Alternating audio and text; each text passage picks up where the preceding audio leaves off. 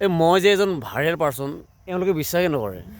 আৰু কেনেকৈ বুজাম মই কেনেকৈ বুজাম মই ভাবিব পৰা নাই কাৰণ মই যে এজন ভাইৰেল পাৰ্চন এওঁ কৈছে যে নহয় এওঁ কৈছে নহয় তো তিনিজনে কৈ আছে যে মই ভাইৰেল পাৰ্চন নহয় কি ক'বা কোৱাচোন মই ভাইৰেল পাৰ্চন হয় নে কোৱা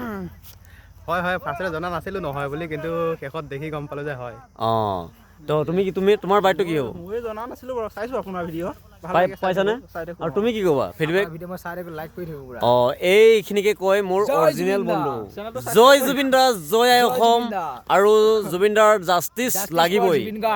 কাৰণ আমাৰ চিধা কথা আমি নৱপ্ৰজন্ম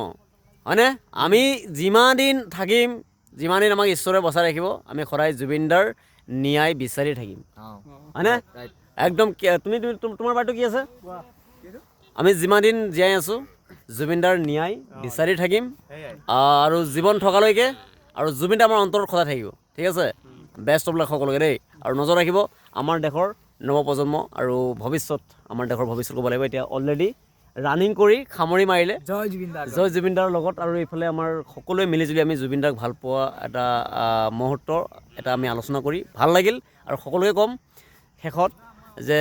এই কি আছিলে ৰৈ বিনালে চাব যাব ৰৈ বিনালে চাব লাগিব আৰু সকলোৱে অকণ নজৰ ৰাখিব যাতে আমাৰ অসমখনক আমি